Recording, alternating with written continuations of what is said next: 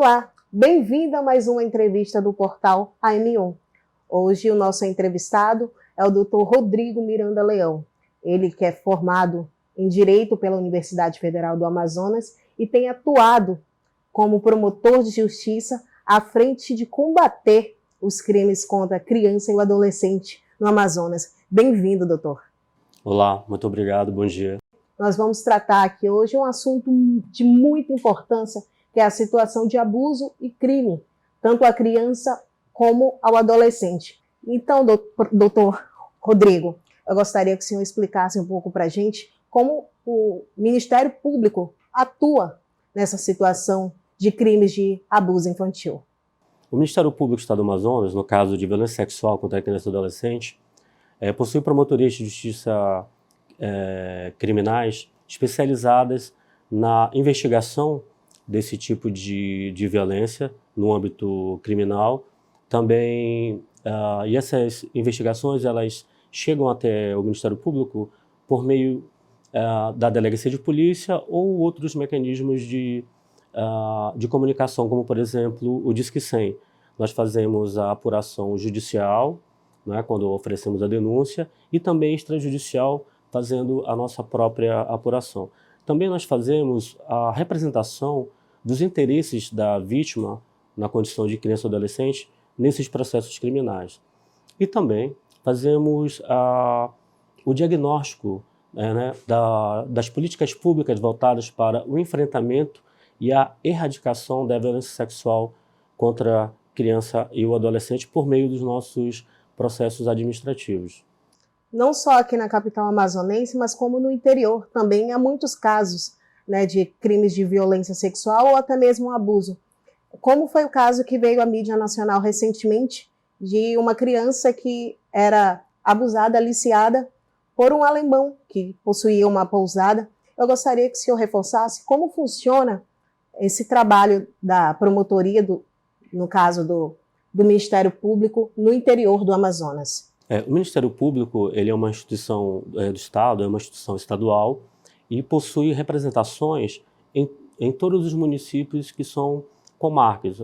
Muitas das vezes mais de uma promotoria, como por exemplo municípios com população maior, como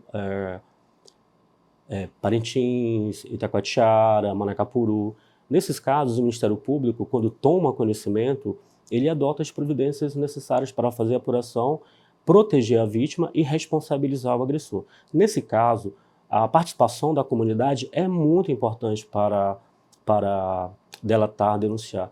Eu lembro que a violência sexual ela possui uma natureza clandestina, quer dizer, ela é praticada longe dos olhos das pessoas, porque se as pessoas vissem aquela violência, fariam a delação.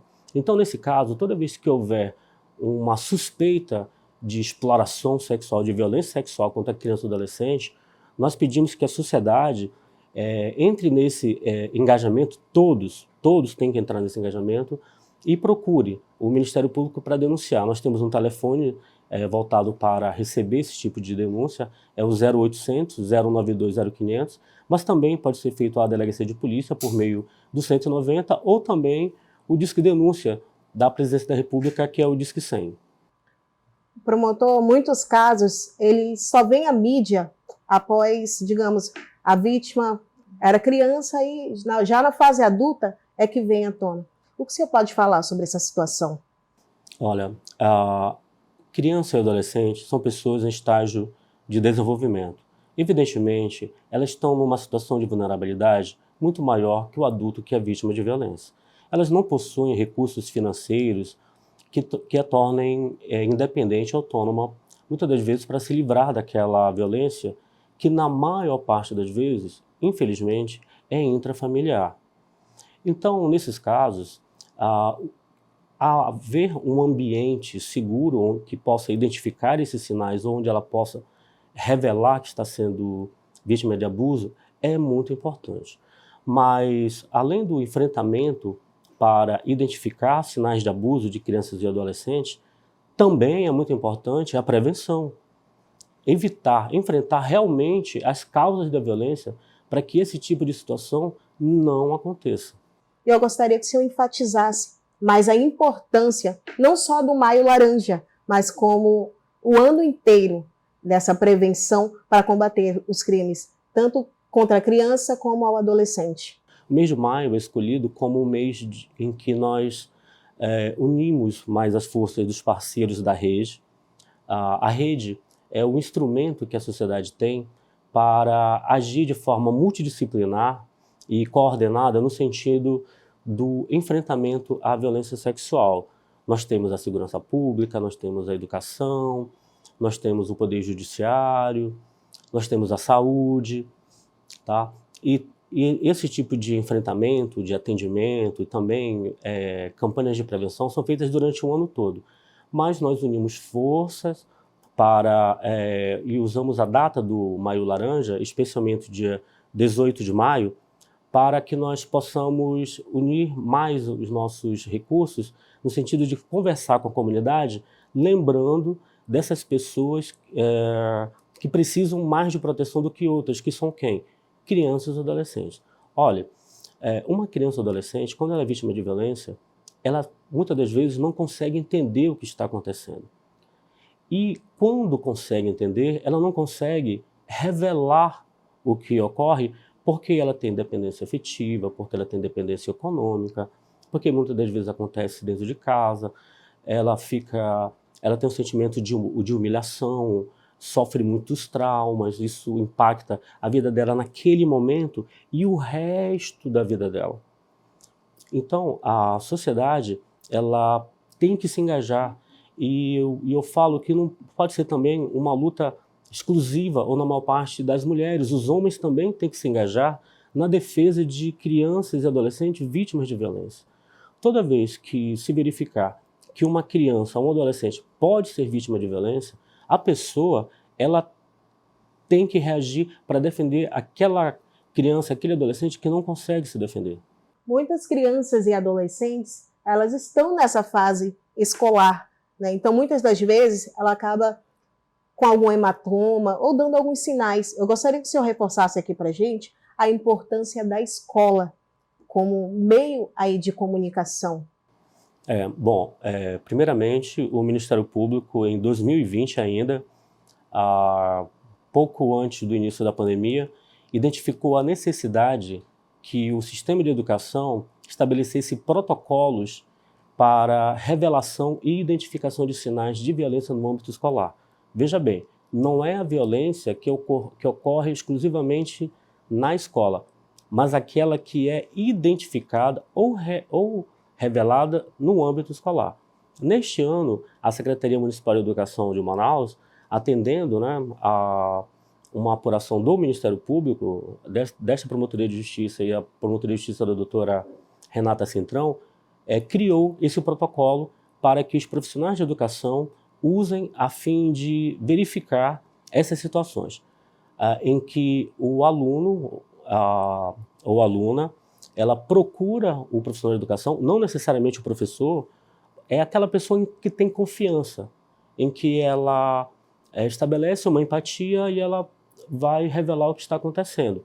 Pode ser o zelador, pode ser a merendeira, pode ser o porteiro, pode ser o professor, o pedagogo, a gestora, pode ser qualquer profissional de educação. E esse protocolo estabelece o que fazer quando isso acontece. E você falou muito bem sobre os sinais. Por quê? Porque a criança ela não está em condições ainda de falar o que está acontecendo. Mas algumas coisas são possíveis de verificação. Por exemplo, como você bem falou, sinais de violência, hematomas, né? Outros sinais, perda de rendimento escolar, evasão escolar, mudança do comportamento, ficar mais agressivo, sinais de erotização precoce, né?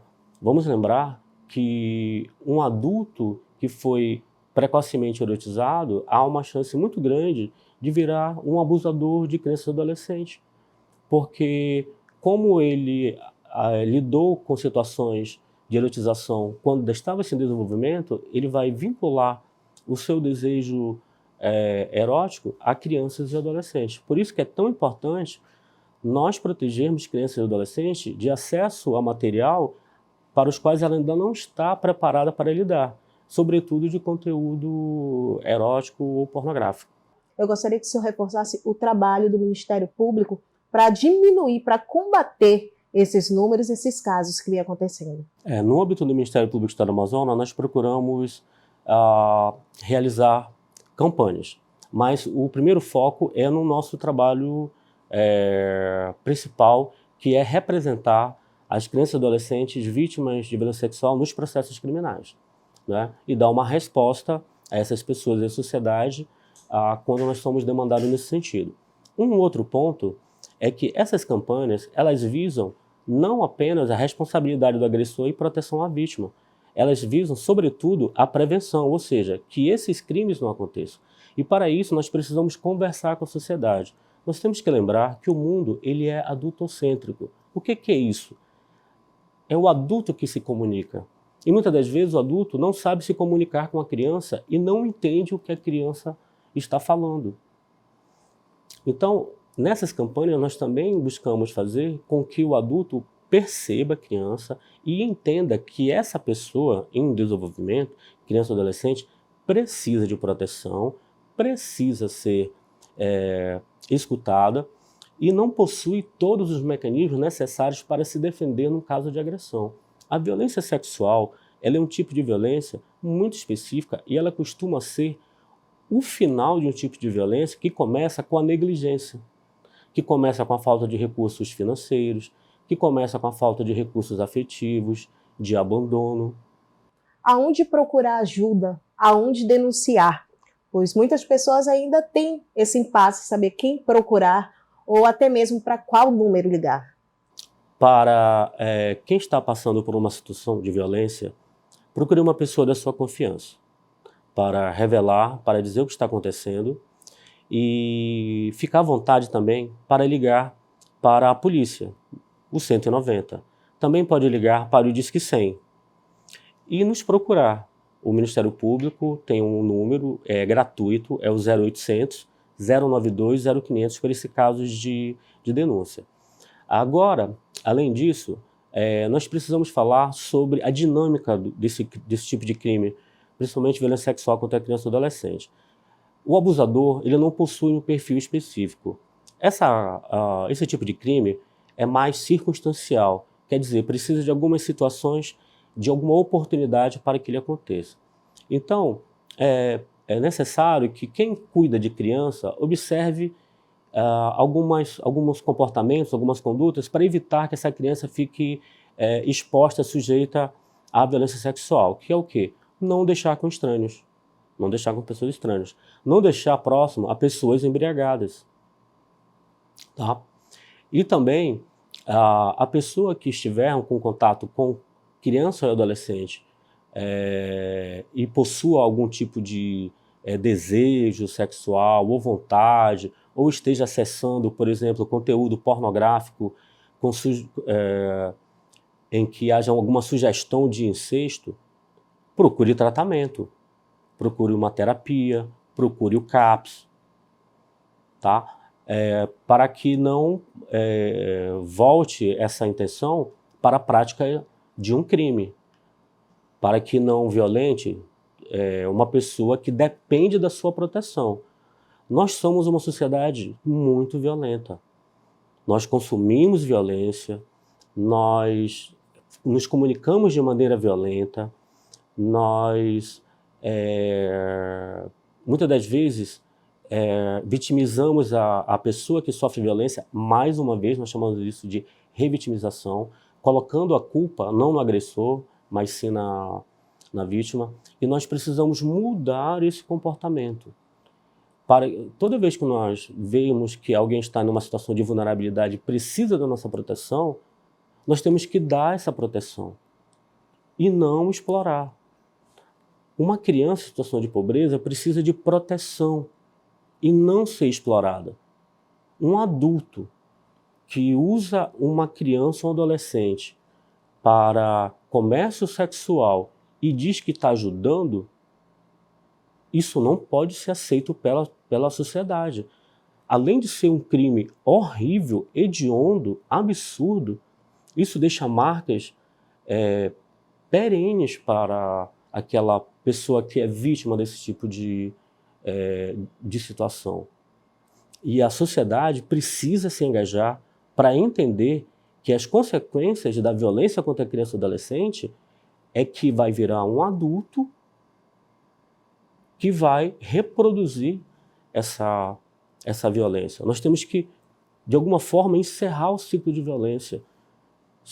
Precisamos parar de compartilhar conteúdo de violência, precisamos achar violência nas escolas, briga entre alunos como se fosse uma coisa normal. Precisamos proteger crianças e adolescentes de acesso a esse tipo de conteúdo, porque eles virarão, é só ver os adultos que consomem isso, eles consumiam isso desde criança, né? Virarão adultos que praticarão esse tipo de violência e muitas das vezes achando a coisa mais normal do mundo porque eles têm acesso às redes sociais, às mídias, e nós precisamos enfrentar de maneira a não apenas lidar com as consequências da violência, mas sim também erradicá-la. Nós precisamos encerrar a violência na nossa sociedade.